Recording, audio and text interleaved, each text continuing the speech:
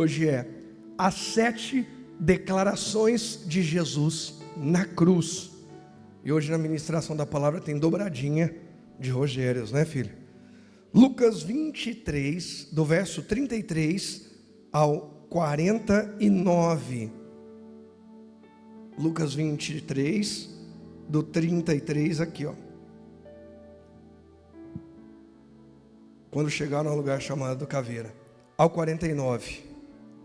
Quando chegaram ao lugar chamado Caveira, o pregaram na cruz. Os criminosos também foram crucificados, um à sua direita e outro à sua esquerda. Jesus disse: Pai, perdoa-lhes, pois não sabem o que fazem. E os soldados tiraram sortes para dividir entre si as roupas de Jesus. A multidão observava e os líderes zombavam. Salvou os outros, salve a si mesmo, se é Cristo o escolhido de Deus. Diziam. Os soldados também zombavam dele, oferecendo-lhe vinagre para beber. Diziam: se você é rei dos judeus, salve-se a si mesmo. Uma tabuleta presa acima dele dizia: este é o rei dos judeus. Um dos criminosos dependurado ao lado dele zombava: então você é o Cristo? Salve-se a si mesmo e a nós também. Mas o outro criminoso repreendeu: você não teme a Deus, nem mesmo ao ser condenado à morte?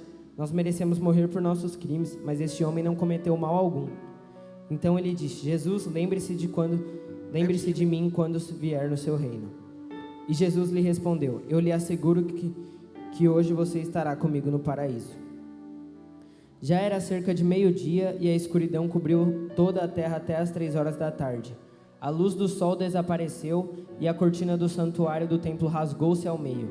Então Jesus clamou em alta voz: Pai, em tuas mãos entrego o meu espírito. E com essas palavras deu o último suspiro. Quando o oficial romano que supervisionava a execução viu o que havia acontecido, adorou a Deus e disse: sem dúvida este era o homem inocente. E quando toda a multidão tinha ido assistir à crucificação viu isso, voltou para casa entristecido e batendo no peito. Mas os amigos de Jesus, incluindo as mulheres que seguiram desde a Galileia, olhavam de longe. Irmãos, nós vemos aí o cenário geral da crucificação de Jesus. Isso durou no mínimo 6 horas. Quanto tempo? 6 horas. A via dolorosa, o trajeto, seu espancamento, tortura, humilhação. E dentro dos 4 evangelhos nós encontramos 7 declarações de Jesus na cruz, que são muito importantes para nós, e que eu confesso que eu nunca havia tirado para pregar especificamente sobre as 7. Vou pegar 7 declarações e vamos falar um pouco delas, vamos fazer um estudo ou o que for. Falava de uma situação ou de outra, mas hoje veio o coração para compartilhar sobre isso. A gente começa vendo em Lucas 23, 34, põe aí para mim por favor. Jesus disse: Pai, o quê? Pai, o quê? Perdoa-lhes, pois não sabem o que fazem. E os soldados tiraram sortes para dividir entre si o que, Rogerinho? As roupas de Jesus. As roupas de Jesus. Enquanto os soldados estão zombando, fazendo de Jesus escárnio, fazendo de Jesus um jogo de azar com as suas roupas, Jesus ainda está dizendo: Pai, Pai o quê? Perdoa-lhes, pois não sabem o que fazem.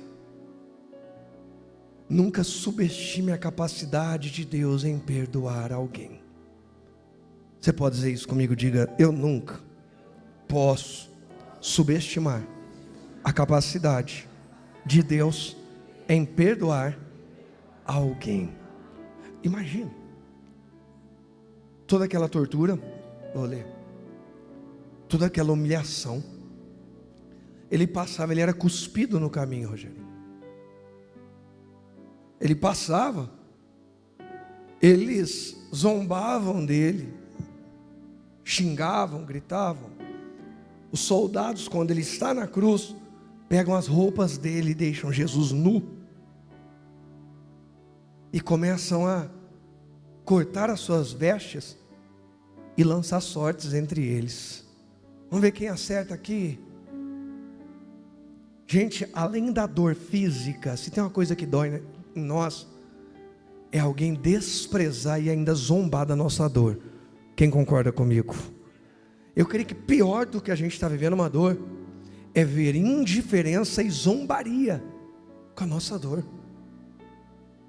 É alguém que olha para a gente e diz assim: ah, vai, deixa de ser fresco. É o que eu estava pensando. O que mais? Mimimi, o que mais? Mole. Isso não significa que às vezes a gente não é fresco. Isso não significa que às vezes não tem mimimi ou mole. Mas aqui não era o caso. Isso dói na alma. Ainda assim, no momento de Jesus falar com o Pai, a primeira das 7 declarações de Jesus é direcionada ao céu. E não é um clamor por justiça. Pai, envia os teus anjos aqui. Eu sei que eu vou ter que morrer na cruz. Tá tudo bem. Mas esses caras estão lançando sorte. Manda fogo do céu só para queimar eles. Só para todo mundo ver aqui o que é bom para a tosse. A primeira das 7 declarações de Jesus na cruz, ele toca o céu, pedindo que do céu o Pai libere perdão na terra. Eu quero dizer para você que Jesus agora está à direita do Pai. A Bíblia diz isso, assentado no trono de glória. Ele voltou ao seu lugar de início. E a Bíblia diz que ele intercede por nós. Então, creia que Jesus continua dizendo: Pai, perdoa, eles não sabem o que fazem. Eles vão mudar, eles vão se levantar, eles vão ser fiéis, eles vão me amar. Eles têm jeito, Pai, não desiste agora, perdoa eles. Isso enche o meu coração de alegria, porque eu precisei muito desse perdão e ainda preciso. Mais alguém aqui? Eu não merecia, assim como você, mas eu era muito perturbado, eu era muito endemoniado. Sabe o que eu fico imaginando? Deus olhando para o Rogério em um ritual, onde com faca quente faziam cruzes nas minhas costas, nos meus braços e no meu peito, dizendo que agora o meu guia de frente, de cabeça, quem? Era um demônio. Quem aqui tem filhos? Você gostaria de ouvir falar que seu filho fez um pacto para que outra pessoa fosse pai ou mãe em seu lugar? Imagina Deus olhando e dizendo: o que o Rogério está fazendo? Mas eu creio que o Pai perdoa-lhes. Eles não sabem o que fazem. Estava sobre mim naquele dia ali.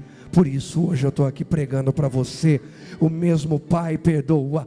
Eles não sabem o que fazem. Vale para os nossos filhos, vale para a nossa família, para o nosso cônjuge, vale para a pessoa porque a gente está intercedendo. Creia. O mesmo perdão que nos alcançou, alcança o mais perdido pecador lá fora. Põe para mim o primeiro tópico. Pera um minuto, põe ainda não. A primeira frase, volta lá. A primeira declaração é: Pai, perdoa-lhes, pois não sabem o que fazem. Declaração. O que eu interpreto, o que eu entendo com isso? Pode colocar agora o tópico, por favor. Perdão, o poder de uma oração por... Olha que forte. Jesus orou ao Pai na cruz por nos amar. Jesus não orou por si: Pai, só dá uma aliviada nessa dor. Pai, não dá para acelerar e acabar mais rápido. Eu vou ter que esperar muito tempo ainda. A primeira oração de Jesus não foi por ele, foi por nós. E aí algumas pessoas ficam incomodadas quando eu insisto em pregar que o cristianismo não chega. Eu não vejo o cristianismo na vida de uma pessoa porque ela vai à igreja. Eu vejo o cristianismo na vida de uma pessoa quando ela luta para ganhar alguém para Jesus. ela além de ir, ela procura trazer mais alguém, ela procura enviar alguém para algum lugar. Às vezes a pessoa é de longe, mas você precisa de Jesus. Sempre falo e repito, vocês nunca vão esquecer essa frase. Cristianismo não tem a ver com aquilo que a gente recebeu de Deus apenas, mas com aquilo que a gente faz com o que recebeu de Deus. Eu acho que nos últimos 2 ou 3 anos, essa é a frase que eu mais tenho falado. Porque o Cristo, na cruz, não orou por si. Não pensou assim, vou para a igreja. Os outros não querem, paciência. Eu estou bem, eu sou de Deus. Ele está assim, Pai, tem mais gente que precisa te conhecer. Se o Senhor não perdoar, eles nunca vão conseguir. O perdão é algo poderoso, por uma oração de amor. Primeiro, amor a Deus, porque Jesus sabia que Ele estava aqui na terra cumprindo o propósito do Pai. Segundo, Ele estava amando o próximo como a si mesmo, porque naquele momento, Jesus era exatamente igual a nós. Gente, você já parou para pensar que na cruz foi onde Jesus realmente ficou 100% igual a nós? Quando Jesus nasceu do ventre de Maria, Ele era igual a nós? Era 100%? Por que não? É que eu dei spoiler, eu tinha que ter perguntado antes. É que às vezes o raciocínio vai mais rápido do que ela. Vamos lá, por quê? Porque o quê? Porque o quê? Ligado a Deus. Na cruz ele ainda não tinha falado, Pai, por que me desamparaste? Ele não estava ligado, ele estava orando ao Pai. Por quê? Tinha uma coisa que Jesus, quando nasceu, fazia diferença entre nós e Ele.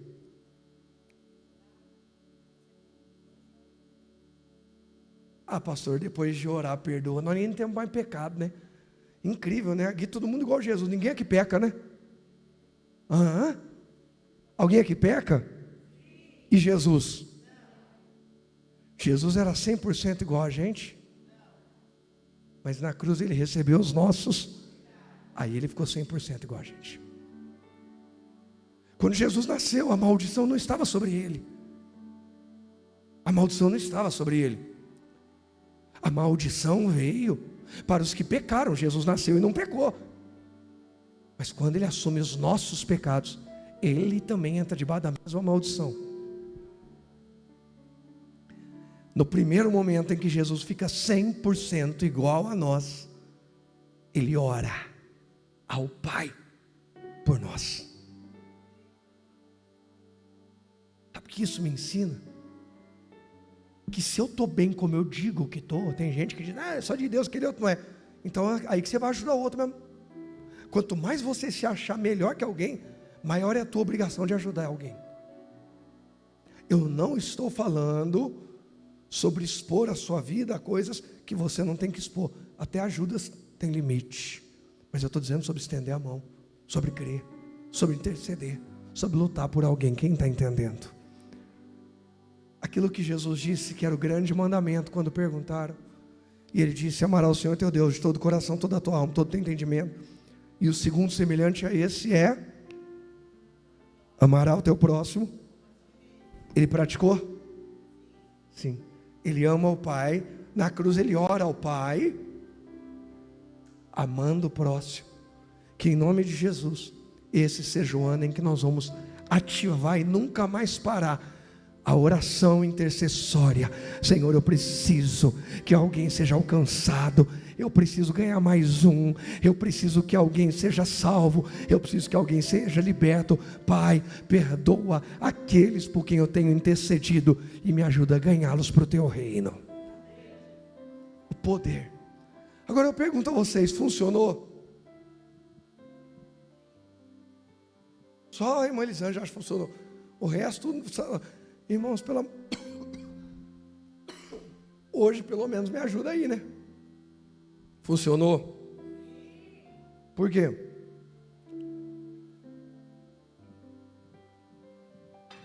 Porque nós estamos aqui. Ok. O que mais? Porque um monte de gente foi perdoado, ok. Mas eu mostro para você na Bíblia que essa oração funcionou na hora. Funcionou quando? Como assim, pastor? Eu poderia falar em Lucas 23 mesmo, mas dá uma olhada em Mateus 27, para o Mateus não ficar com ciúmes. Verso 54, Rogerinho, Mateus 27, 54.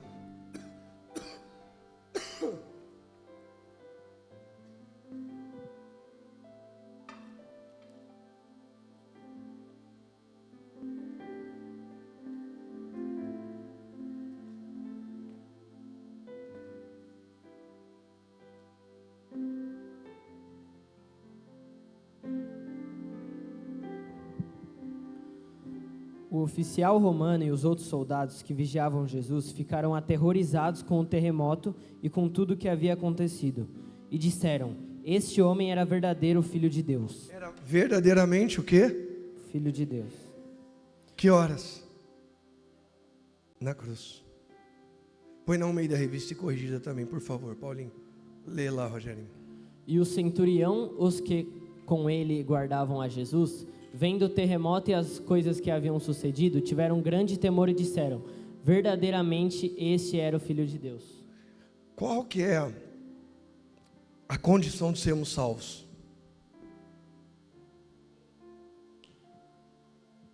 Qual é a condição para a gente ser salvo, gente? Crer em quê? Que Jesus o quê? Reconhecer Jesus como Senhor e Salvador da sua vida. Reconhecer que verdadeiramente Jesus é o Filho de Deus que morreu por nós na cruz. O centurião, o oficial romano e os seus soldados. Centurião é um chefe, um líder de quantos? Ele e os seus soldados estão guardando o corpo de Jesus. Na hora reconhecem que Jesus verdadeiramente é o... Jesus acabou de orar pelo perdão. O perdão já abriu um caminho de salvação ali mesmo. Eu quero dizer para você que enquanto hoje eu e você orarmos aqui por perdão, o perdão na hora vai abrir um caminho de salvação, porque os céus e a terra passam, mas as palavras de Deus não passam. A palavra de Deus está de pé. Na hora. Sabe qual é o nosso problema, Zé? É que a gente fica pensando que tudo é para depois. Eu não estou falando sobre ser imediatista, sobre ser... Não. Espera aí, eu preciso confiar que Deus é Deus de fazer agora, de fazer daqui a um ano. Ele é Deus, mas Ele pode fazer agora. Alguém mais crê nisso? Pode fazer agora. Eu vim para cá crendo nisso. Tem lugar melhor para ser curado do que aqui, servir a Ele. Ele pode fazer agora. Eu estou aberto, mas alguém está aberto? Pode fazer agora, Senhor, pode fazer agora. Olha o poder de uma oração de perdão por amor. O centurião e os seus soldados reconheceram: esse homem é o Filho de Deus, esse é o Messias, esse é o Cristo, esse verdadeiramente é. A Bíblia diz que é pela fé que somos salvos. Eles tiveram fé em Jesus, creram em Jesus. Volta lá no Lucas 29. Põe lá no Lucas 29, filho, para você ler. É Lucas 23, filho, perdão. Obrigado. Está vendo como é melhor serem dois do que um? Gente, a oração do perdão, feita por amor, trouxe uma colheita imediata. Colheita imediata. Esse é o ano, irmãos, nós colhemos almas para o reino de Deus. Eu comecei esse ano falando: Deus, eu estou desesperado por almas. Ou o Senhor nos dá almas, ou o Senhor nos dá almas. Nós, senão não tem razão de ser. 39 ao 43, lê para a gente, por favor. Um dos criminosos dependurado ao lado dele zombava: então você é o Cristo, salve a si mesmo e a nós também. Mas o outro criminoso repreendeu: você não teme a Deus, nem mesmo ao ser condenado à morte? Nós merecemos morrer por nossos crimes, mas este homem não cometeu mal algum. Então ele disse: Jesus, lembre-se de mim quando vier no seu reino. E Jesus lhe respondeu: eu lhe asseguro que hoje você estará comigo no paraíso. Já era cerca de meio-dia e a escuridão cobriu toda a terra até as 3 horas da tarde. A luz do sol desapareceu. Já deu até o 43, está ótimo. 2 ladrões, 2 criminosos, estão sendo crucificados como sentença ao crime que haviam cometido. Naquela hora, um deles zomba de Jesus, o da esquerda. O da direita repreende aquele que está zombando e diz assim: ei, nem na hora da sua morte você teme a Deus? Esse homem é um justo. Esse homem é o mesmo que o centurião e os soldados reconheceram, o ladrão à direita reconheceu. O que isso me ensina, Zé? Que independente de em que momento da vida esteja, todo aquele que crer em Jesus tem jeito, tem oportunidade de salvação. Aos olhos humanos, quando aqueles homens são levados ali para a cruz, dava para fazer mais alguma coisa por eles? Aos olhos humanos, então, para eles é o quê? O que mais? É o fim. O que mais? O que mais? Condenação. Tarde demais. Tarde demais, não há mais o que fazer. Estão condenados, vão morrer, não tem mais como reverter. Mas Deus é especialista em entrar nos tardes demais da nossa vida. E em nome de Jesus eu creio que essa é uma noite de Deus entrar naquilo que era tarde demais e reverter aquilo que era sentença de destruição para sentença, para declaração de salvação em nome de Jesus. Jesus entra com a oportunidade para os dois. Um aproveita, o outro não. Eu aprendo mais uma coisa aqui na cruz: que nem todos que tiverem um encontro com Jesus vão reconhecê-lo, que nem todos que tiverem uma oportunidade com Jesus vão valorizá-la, e que a gente deve sim lutar, interceder, mas tem momentos que não há mais o que fazer. A gente tem que clamar a Deus e dizer: Deus, levanta de alguma forma, desperta, mas eu já não tenho mais o que fazer. Que isso, pastor? Onde que o senhor vê isso na Bíblia? Jesus começou a pregar para o da esquerda?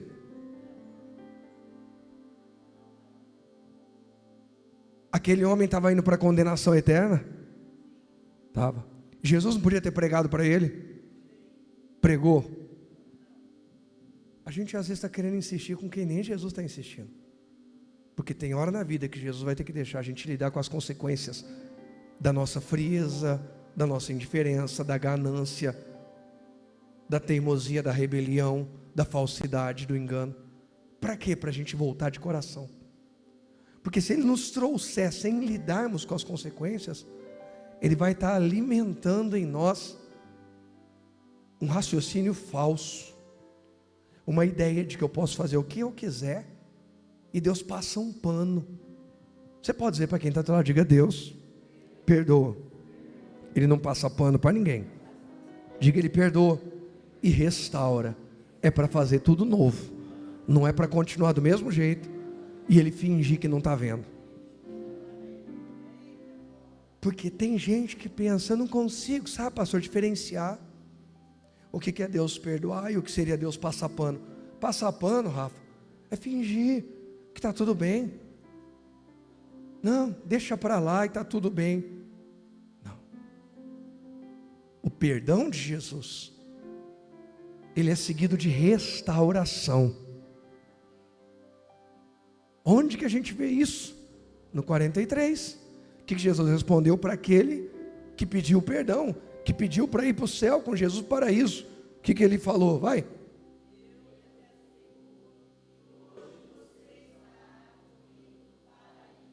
Ou seja, quem pediu o perdão, na mesma hora, recebeu salvação. Essa é uma noite de céus abertos aqui, porque o Evangelho está sendo pregado. Não é porque é a sexta-feira da paixão, em que a gente lembra do sacrifício de Jesus na cruz. É uma noite de salvação, porque o Evangelho está sendo pregado, e toda vez que a palavra de Deus é pregada, é tempo de salvação. Aqui a gente vê a segunda declaração de Jesus. Qual é?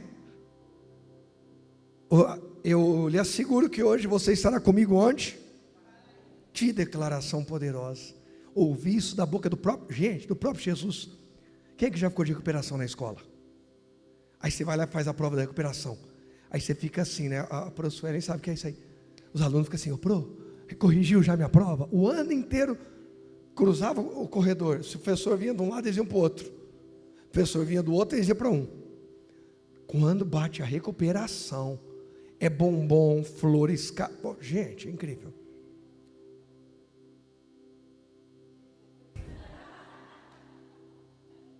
Pior é que eu nem pensei, mas a mãe denuncia. Filho de uma mãe. A pastora começa ali, ó. Aí eu olhei e falei, o que ela está tão assim? Ela pensando no filho. Gente, as mães denunciam, as mães são terríveis, mas são uma benção. Gente, aí volta para casa todo feliz. Já viu isso, Rogerinho? Papai, deixa eu falar uma coisa. O que foi? A prof falou que eu tirei 9, que eu tirei 10. Ela falou que eu já estou garantido. Já corrigiu a prova? Não, ela deu só uma olhada assim por cima. Ela viu lá pelas respostas que eu pus. Ela disse que eu estou garantido. Graças a Deus, menos uma. É ou não é assim, gente? O cara ouviu da boca de Jesus. Não, gente. Não. É que eu estou falando com um povo muito salvo, muito santo, muito anjos e querubins. Se Jesus desce na terra aqui, Rogério, te dá um abraço, você é salvo, hein, filho? Você está salvo pra caramba. Meu irmão começava a chorar, cara. Pastor, por quê? O senhor tem dúvida da sua salvação? Não tenho, irmão, mas eu ouvi isso da boca de Jesus. Eu sei que é a boca de Jesus quando eu leio a palavra. Mas você entende a diferença, Jenny? O Dani ali, ó, está coçando, falou, estou careca de saber, pastor. A diferença. Imagina Jesus olhando para você. Gente, para dar para entender, pensa na área que você trabalha e pensa na maior referência mundial nessa área. Essa pessoa chegando e falando, nossa, o seu trabalho, hein? Imagina, Sandrinha, referência em fazer aquele esquema lá com as pessoas, negócio da vacina que você faz lá, tal, entendeu? Tal. Contingenciar a população mundial.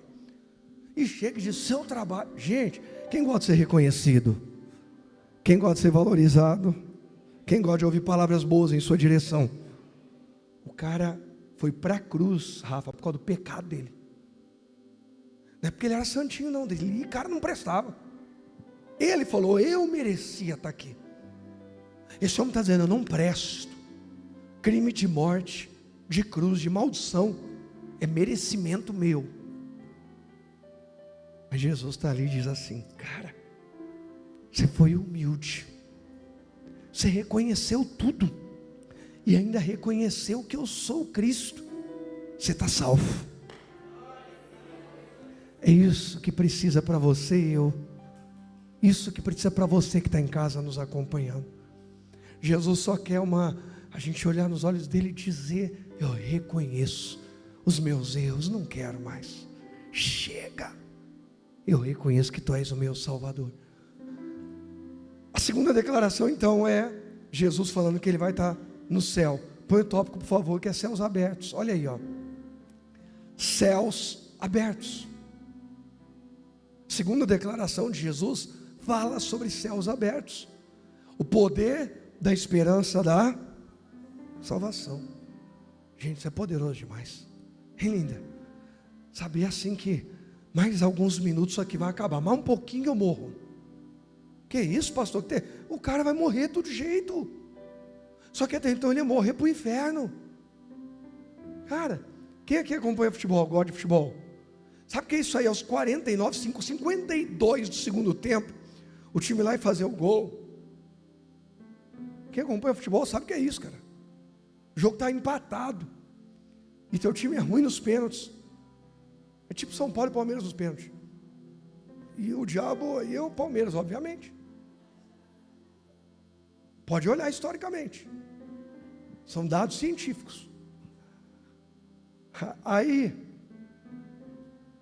chega naquela última hora, quando você está salvo. Seu destino mudou. Tua vida mudou nos minutos finais. Não é tarde demais, é hora de salvação. Não é tarde demais. Os céus estão abertos, tem a esperança da salvação. Vamos para João 19, vai lá.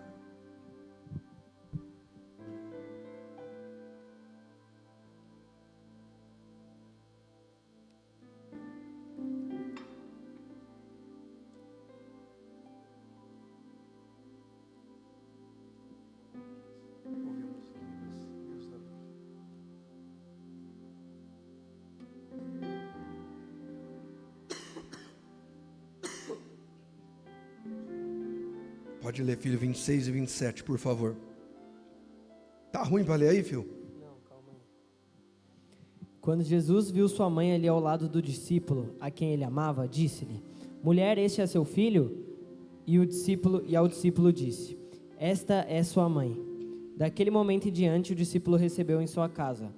Jesus sabia que sua missão havia terminado e, para cumprir as escrituras, disse: Estou com sede. Havia ali uma vasilha com vinagre, de modo que ensoparam uma esponja no vinagre, colocaram na ponta do caniço de isopo e ergueram até os lábios de Jesus. Depois de prová-lo, Tá bom, até o 29, tá joia? Gente, presta atenção. Jesus até o fim se preocupou em deixar tudo em ordem. Presta atenção que para você que crê em Jesus, a tua vida não vai permanecer uma bagunça. Jesus se importa em colocar tudo em ordem. Jesus se importa em colocar tudo em ordem. Eu vou dizer agora, eu vou profetizar para quem está precisando disso e quem crê nisso. Jesus está colocando tudo em ordem. Jesus está colocando as coisas no lugar. Você não vai ficar desamparado. Você não vai ficar abandonado, rejeitado, solitário. Jesus vai colocar as coisas no lugar.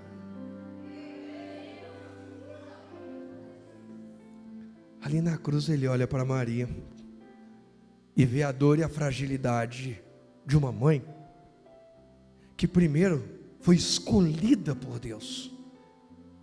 Gente, nunca fale mal de Maria. Nunca fale mal de Maria. Maria é a maior referência de mulher que nós temos. A maior referência. Eu estou falando para alguém orar a Maria? Disse referência, inspiração, como a gente não ora a Paulo, a Pedro, a Tiago, a João, a Rogério, a qualquer um. Oramos ao Pai em nome do Filho e cheios do Espírito Santo. Mas Maria é a maior referência. Ela foi escolhida. Deus olhou e falou: eu preciso arrumar uma mãe para o meu filho. Meu filho nunca teve mãe, mas agora eu vou arrumar uma mãe para o meu filho. E aí Deus começa a olhar na terra e encontra em Maria alguém que ele confiava. De novo eu pergunto: quem aqui tem filhos? Quem aqui teria coragem de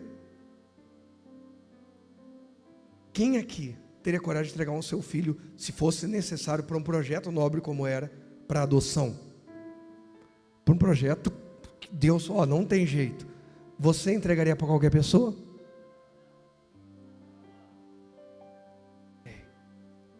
Deus está dizendo assim: eu preciso entregar o meu filho para ser adotado por uma mulher na terra. E não pode ser qualquer mulher. Eu preciso escolher a dedo. Eu não posso errar. Ela precisa instruir o pequenino no caminho que deve andar.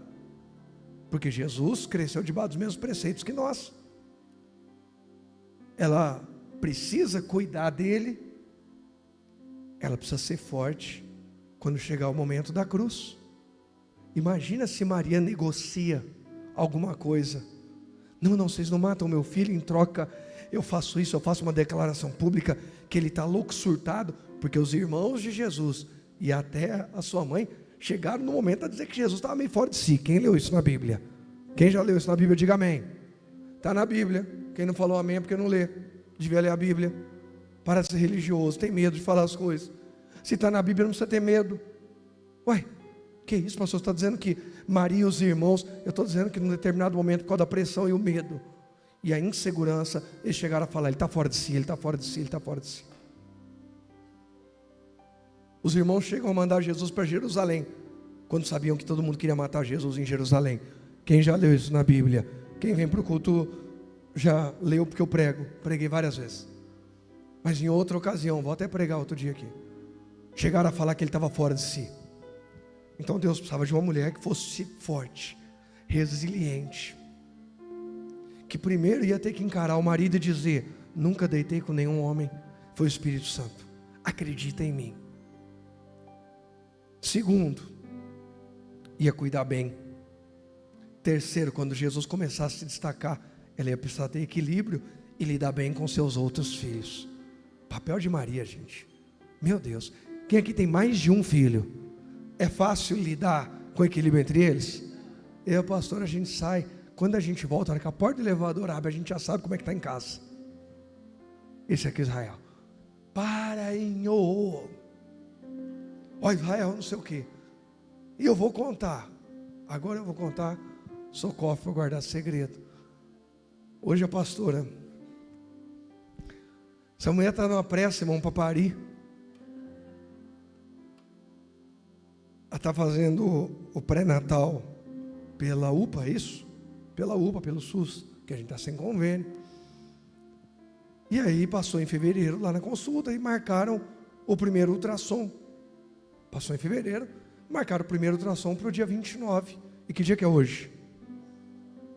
Aí nós fomos. Aí ela até falou: amor, você quer ficar? Você está em condições? Eu falei: não, eu vou. Aí a gente foi. Quando chegou lá, olharam para ela e falaram assim: ô mãe, é 29/4, hoje é 29/3. Está só um mês adiantado. Ela falou assim: a hora que eu fizer o segundo ultrassom, o menino vai sair para fora, se balança, tira a foto aqui, vai fazer joia, porque o primeiro vai para 4 meses quase, mas tá bom, mas já adiantado. Aí voltamos para casa. Aí quando a gente voltou para casa e a gente subiu, não, foi a hora que a gente tentou ir tomar injeção, nem sem fim, que saiu. Esse cidadão e o Israel lá dentro, eu parei e falei: preciso sair com um copo. Me lembra de levar um copo quando a gente sair, põe na porta e vê se funciona. Não sei. E eu sei que o Israel também é jogo duro. Só que uma coisa eu sei, você conhece os filhos. Filho, quando briga, a gente conhece ou não conhece? Inho, não faz isso, você está mostrando a língua para mim. Falei: o Inho está mostrando a língua para ele, porque o Inho faz isso para irritar.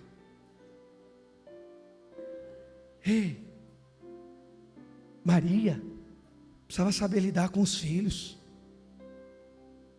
E Maria precisava saber lidar com a dor, da humilhação, da vergonha, das ameaças, de ver um filho que ela carregou no ventre, que ela amamentou, que ela cuidou, criou, ser torturado como nunca se viu antes na terra. Nunca, jamais. Ela teve que lidar com tudo isso. Já parou para pensar? Irmã Cida, eu gostei da expressão da irmã Cida, é isso. Irmã Cida fez: quem tem filho sabe. E para falar a verdade, quem tem filho potencializa, mas não precisa nem ter filho. Toda pessoa que tem alguém que ama, uma pessoa que se ama demais, passar por tudo que Jesus passou, alguém queria?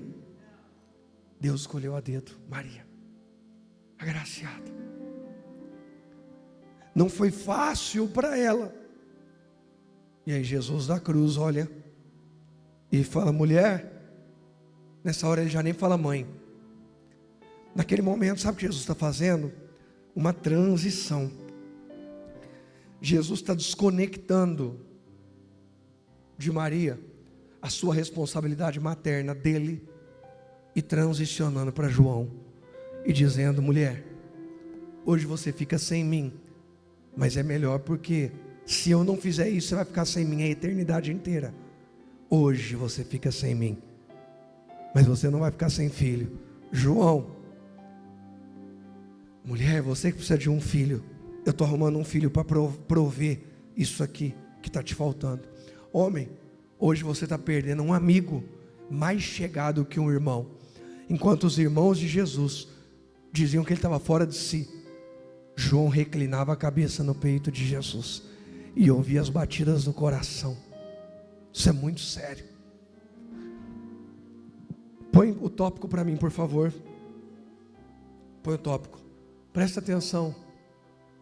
Ali está escrito o versículo, põe o tópico, por favor. A gente vê como na terceira declaração de Jesus, que é: mulher, eis aí o teu filho, filho, eis aí a tua mãe. A gente vê amor, a gente vê cuidado. Jesus amando Maria, amando João, os conectando ainda mais intensamente. A gente vê cuidado, dizendo: João, não deixa minha mãe desamparada. Ei, Maria, você vai ter mais um filho para cuidar de você na sua velhice, fica tranquila. João, você vai lembrar de mim, a Maria vai estar perto de você. A gente vê responsabilidade. Jesus não sai de cena e deixa tudo bagunçado. Já que eu vou sair, ninguém substitui ninguém no tocante ao quanto cada um representa. Me perdoe, mas é verdade. É muita imaturidade a gente ficar disputando atenção, quem eu sou para fulano e quem eu sou para ciclano. A minha esposa é uma pessoa para mim, meu filho é outra, minha mãe é outra, meus irmãos são outros. Se algum deles tentar entrar num jogo de isso é imaturidade. Eu nunca vou amar o Rogerinho como eu amo a mãe dele, mas nunca vou amar a pastora como eu amo o Rogerinho ou a minha mãe. Quem entende isso? Cada amor é do seu jeito. Só que Jesus tem a responsabilidade de não deixar uma lacuna, de não deixar um buraco. O que Jesus faz? Eu vou encaixar. E agora, falando do Rogerinho, eu lembro de novo da irmã Célia, de quando o príncipe morreu, que o Rogerinho chegou com um cachorrinho de pelúcia e falou: toma, esse não vai morrer. Ela perdeu um animal de estimação, um pet querido, vivo. O Rogerinho era pequenininho, não entendia direito, mas o que ele quis? Ele falou: preciso preencher esse vazio. Ela está chorando, está doendo, eu preciso providenciar algo. O nosso Deus é especialista em trazer provisão em tudo que falta na nossa vida. Nem sempre será como a gente quer. Jesus falou: Maria, fica tranquila, eu vou descer aqui da cruz, vou continuar com você. Nem sempre será como a gente quer. Nem tudo que eu quero é do jeito que eu quero, mas alguém está nessa comigo. Mas creia, não falta provisão, não falta responsabilidade, não falta amor e não falta cuidado. Vamos para a quarta declaração, Mateus 27, 45, 46.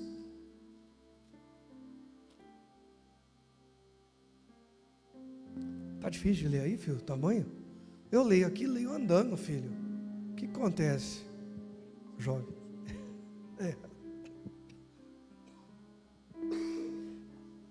Ao meio-dia desceu sobre toda a terra uma escuridão que durou 3 horas.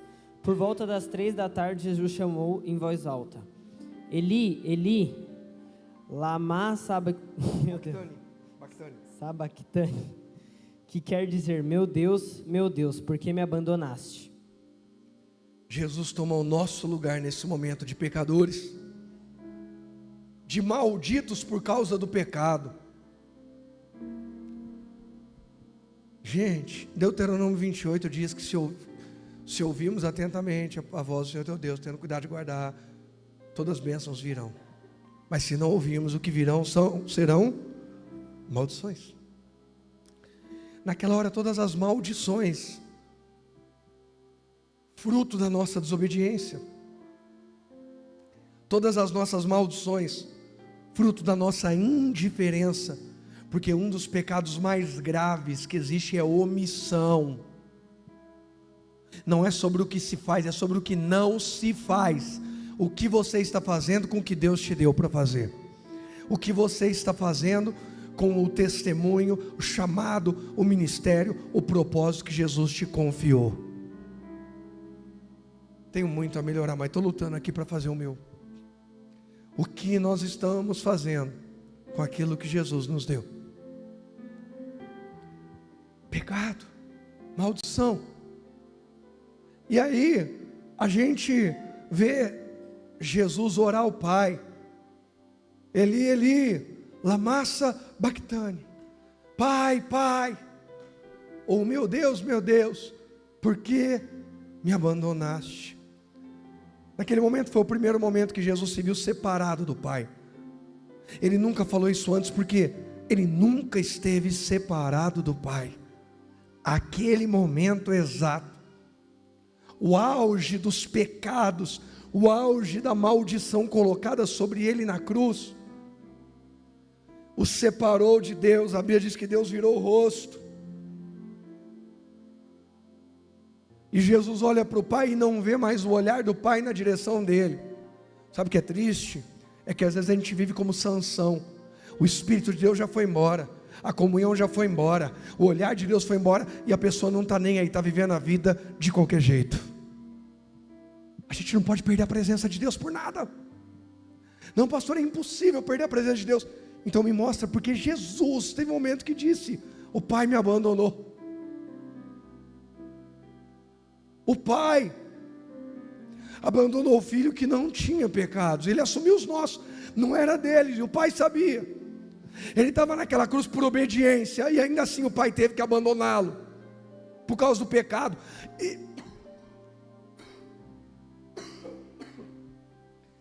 Eu vou falar.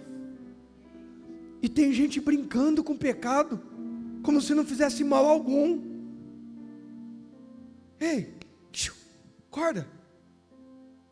O pecado separou Jesus de Deus. Separou quem? Jesus veio a esse mundo para obedecer a quem? A Deus Pai. Jesus recebeu os pecados que eram dele ou nossos? Por ordem de quem? E ainda assim, na cruz teve um momento que o Pai teve que ir. E você acha que vai viver no pecado e Deus vai continuar lá na lambança com você rindo? Pelo amor de Deus. Essa é uma noite de salvação. Cada gota derramada na cruz não foi em vão. Graças a Deus hoje eu não vi nenhum hipócrita gravando aqueles vídeos, fica quieto, quase que eu falo malditos, ainda bem que eu não falei. Os hipócritas que passaram a noite numa orgia regada a drogas, e faz aquela cara, artista é bom para isso, né? Que Jesus, então mais amor por favor, porque Jesus, espero que a nossa, está destruindo família, deitando com a mulher do outro, deitando com o marido da outra, destruindo um casamento, destruindo um lar, afetando filhos, arrebentando com a identidade dos filhos, que são pressionados a escolher se vão amar o pai ou se vão amar a mãe, porque infelizmente em grande parte dos casos, a Adri que é psicóloga, ela não é assim. As crianças são pressionadas a escolher quem elas vão amar mais. Eu lembro meus pais, quando não tinham Jesus, chegaram a divorciar, e várias vezes brigavam, voltava, e várias vezes dessa de vai e volta, minha mãe falava assim: você ama mais eu ou seu pai? Você tem que amar mais eu. Seu pai isso, seu pai aquilo, seu pai aquilo outro. Ela não sabia. Mas glória a Deus, que assim que ela encontrou Jesus, e ela buscou, e ela buscou, ela levou Jesus para a família dela inteira. Marido e os filhos, todos hoje servem a Cristo. A sua história não acaba na lambança que eu e você possamos ter feito. A nossa história continua. Hoje é a oportunidade que Deus nos dá. Agora, pelo amor de Deus, não despreze. Não despreze. Jesus ficou separado. Pai, por quê me abandonaste? Põe o tópico, por favor. A interpretação desse: substituição. A quarta declaração de Jesus na cruz fala de substituição. Jesus está nos substituindo naquela cruz. Pastor, mas ele estava desde a primeira, desde que ele foi preso, estava. Mas ali é o auge da substituição. É a hora que ele vê: o Pai não está mais comigo, Agora eu vou ter alguns momentos que sou eu sozinho. Ali ele é o Rogério.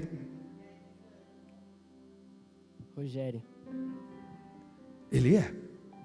Naquele momento, minha culpa, meu castigo, minhas dores e enfermidades, minha miséria, maldições, tudo foi colocado naquela hora na cruz. Sabe quando eu falei para você que quando eu tinha 19 anos, 18 para 19, imagina o pai olhando para mim, eu num ritual, tendo o corpo fechado com faca quente, e ficaram as marcas. E tem gente que fala, pastor, eu estou contando isso de novo. A igreja não é só para você, é para todo mundo, tem gente nova. Além do que o testemunho contextualiza e ajuda a pessoa a fixar a mensagem. Certo dia eu lembrei, falei, aquelas marcas, meu Deus, que até quando eu ia jogar futebol no vestiário, tirava a camisa, os meus amigos sentavam longe e diziam, está mexendo com aquelas coisas pesadas, aquelas coisas ruins. Deus foi lá e removeu e disse, essa maldição não está mais nele, agora ele é meu. É o mesmo Deus que remove enfermidade hoje aqui. É o mesmo Deus que remove culpa, rejeição, complexo, abandono, miséria. É o mesmo Deus que remove angústia na alma de alguém que não consegue receber ou liberar perdão. É o mesmo Deus. Substituição, a angústia emocional, a dor de se tornar maldito em nosso lugar. A quarta declaração de Jesus fala sobre isso. Lá na cruz, Ele está nos substituindo. A quinta declaração, João 19, 28.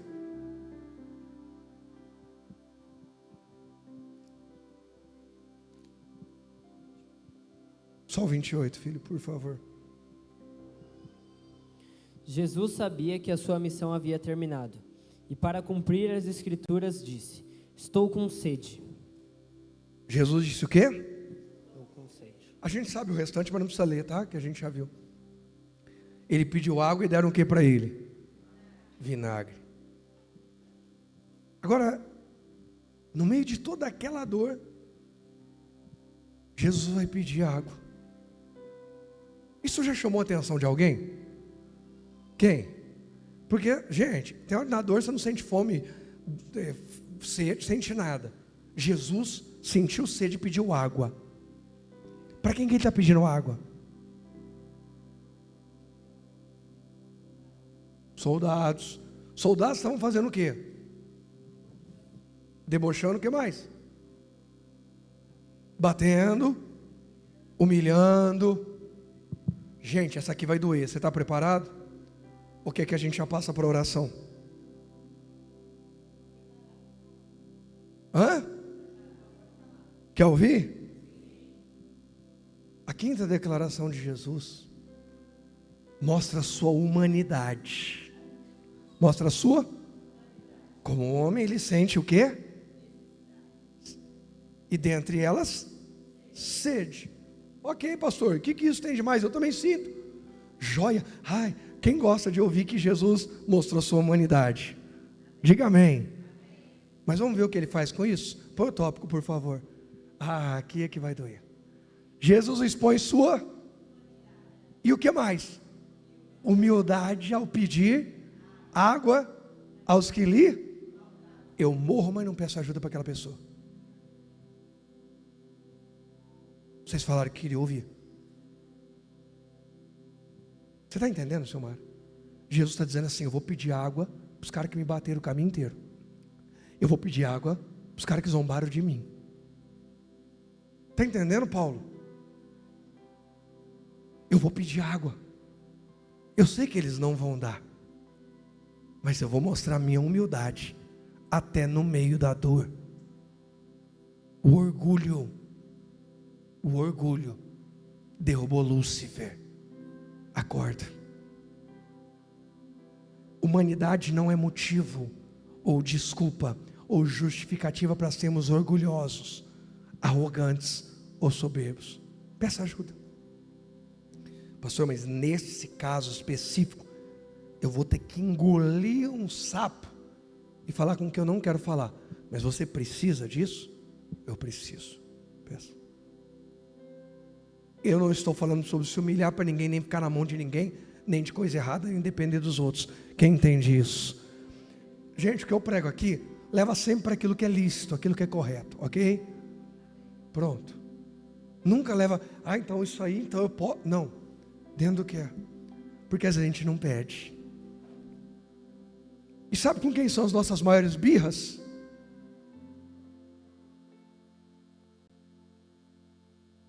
Quem foi que falou cônjuge? Foi você, linda? Meu Deus. Ai, Jesus. Até agora eu consegui ficar em pé, agora não dá não. Deu tontura agora.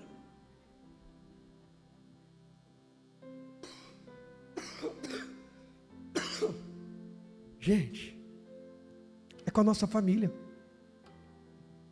Pode ser o cônjuge, pode ser o pai, a mãe, o filho, o irmão, pode ser o primo. Aí depois desses, quais são os próximos? Quem falou? A Letícia. A Letícia falou: minha birra é com o pastor. Não tenho birra com a minha família. Naldinho é uma benção, mas o pastor. Brincadeira. Obrigado, Letícia, por responder e já me ajudar a acelerar a mensagem. Falei isso esses dias. Quem é que tem problema no trabalho? Quem é que tem problemas ao longo da jornada no trabalho, na vizinhança, na cidade, no bairro? Mas a gente só quer sair da igreja quando tem problema. Não gostei de uma coisa lá na igreja, eu vou sair. Não gostei, eu esperava. Mas você foi conversar, sabe o que você esperava? Não, tinha que ser óbvio. Aí quantas vezes eu preguei aqui? O Eliseu falou para o moço dele: vai na frente, pergunta o que aconteceu, porque eu estou vendo essa mulher vindo angustiada, e Deus não me revelou, eu não sei do que se trata. Gente, o homem que Deus mostrava para ele estratégia de guerra do exército do outro lado, ele não sabia o que a mulher estava vindo pedir.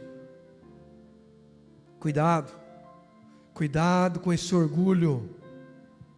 Humanidade não é desculpa para abandonar a humildade. Não sabe o que é, pastor? Eu não sou obrigado, não é. Inclusive nem para o céu a gente é obrigado. Deus falou: vocês vão ter que ir para o céu, querendo ou não querendo. Quero todo mundo lá no céu. Não. Mas a todos quantos o receberam, deu-lhes o poder de serem feitos filhos de Deus, a saber, aos que creem no seu nome. Lembra do centurião e dos soldados?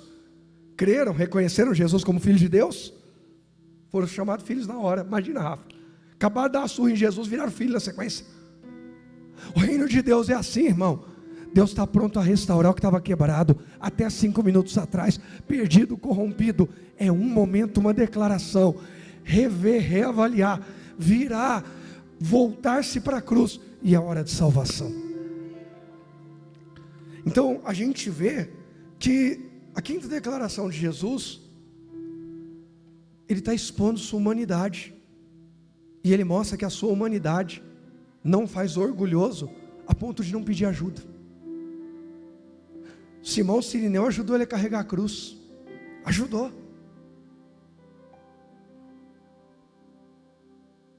Irmãos, a gente passaria a noite falando de pessoas que ajudaram Jesus no seu ministério antes da cruz e pós-cruz. Ele não fez nada sozinho, mas não dá tempo, vamos lá. João 19, versos 29 e 30, a sequência.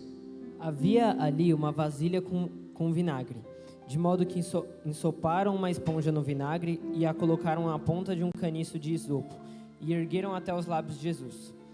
Depois de prová-la, Jesus disse: está consumado. Então inclinou a cabeça e entregou o Espírito. Gente, presta atenção. Ele entrega o Espírito. Ele diz: está consumado. E nos ensina uma coisa: as obras de Jesus não param no meio do caminho. Você pode dizer isso comigo? Diga: as obras de Jesus não param no meio do caminho. Diga: as promessas que Ele tem na minha vida vão se completar se eu permanecer com Ele, porque Ele não para no meio do caminho. Gente, se você for fazer um treinamento com uma equipe, seja de vendas, de gestão, enfim, de alta performance, tem uma frase que eles usam, é assim, ó: por que você não anota algo para não esquecer? Vamos ver o que vai dar se eu não desistir. Vamos ver o que vai dar se eu for até o fim. Quem já ouviu algo desse tipo? Aí, algumas. Não, mas, ei, vamos ver o que vai dar isso aqui. Foi uma palavra de Deus, foi uma direção de Deus, foi uma visão de Deus. Então vamos ver o que vai dar. Se eu parar aqui, eu já sei no que vai dar. Mas e se eu continuar? E se eu crer? E se eu confiar? Jesus não para, Ele vai até o fim. A obra dele é completa. Ele diz: está. Põe o tópico, por favor. A gente já vai encerrar e orar.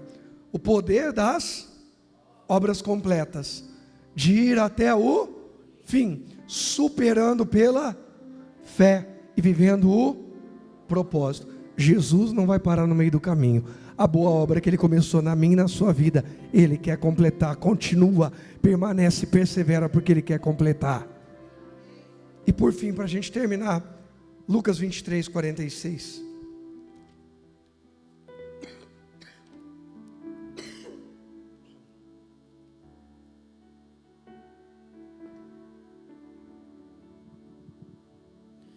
Então Jesus clamou em alta voz: Pai, em tuas mãos entrego o meu espírito.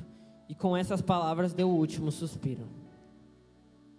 E depois de Jesus dizer está consumado, a obra estava completa, mas Ele ainda tinha algo a fazer. Se entregar ao único que é digno de receber. Eu tenho falado isso aqui com certa frequência. Deus não se incomoda de ouvir você orando. Deus gosta de ouvir.